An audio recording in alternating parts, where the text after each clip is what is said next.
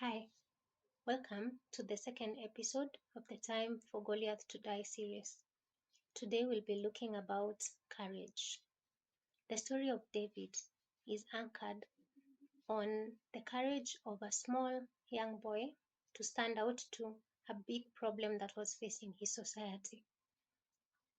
If we take a moment to reflect, we'll find that most of the time we are in the back seat complaining about the issues that are plaguing our society. What is the difference between us and David? The difference is David did not sit and join the camp of complainers. He stood up and did something about the issue that was facing the Israelites at that time. Now, it's so easy to sit back and complain because here we do not have to exercise courage. Sometimes it is fear that stops us from providing the very solutions that our society needs.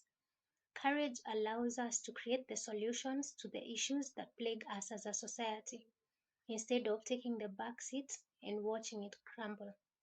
Courage breeds innovation. It pushes us to work on our ideas even when we don't know how it will work out.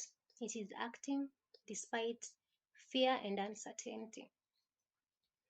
Many successful businessmen, athletes, musicians, artists have said that they had to act despite fear. They had to knock on doors time and time again and be told no. They had to do things even when they were afraid. And that is when they got the opportunity to do exploits and learn a few things on the way. Sometimes we fear failure so much that we end up doing nothing. But every time you try something and fall down, you learn a lesson along the way. There's a muscle that you're developing. And the more that you go out and do things, the more you realize that it's never as bad as you thought beforehand. Today I'm doing my third video. Uh, Believe me, I'm not as uncomfortable as I was in the first one.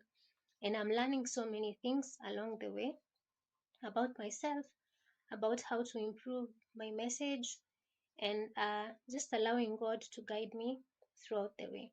So today I'm telling you that it's not as bad as you think in your mind. But because I do not like to bank on empty words, because I am not a credible source in myself, let me give you a verse that you can anchor on to go out and do your exploits. 2 Timothy 1:7 tells us, "For the Spirit God gave us does not make us timid, but it gives us power, love, and self-discipline." Let me repeat that. The Spirit God gave us does not make us timid, but gives us power, love, and self-discipline. So what does this mean? God's Spirit gives us power. It gives us love. It gives us self-discipline. Well, self-discipline demands that you do what you're supposed to, even when you don't feel like it. So, even if in a certain situation you're feeling fear, you're supposed to act despite that. The Spirit of God gives us power. So we are not meant to be timid and cower because situations are pressing on us. We're not supposed to be scared of anyone. This world and everything in it belongs to God.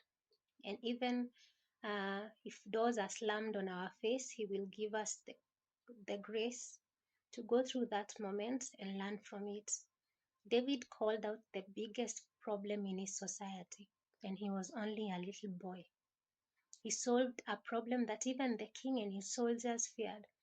I know that in Kenya, there's a young girl seated somewhere who has the solution to the problems that we are facing today.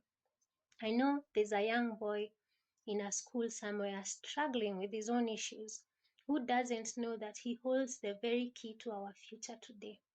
So I'm calling out to you, my friends, act courageously because God has called us to be courageous. Let us be the change that our society needs. That's it for today. I hope to see you again tomorrow. Goodbye.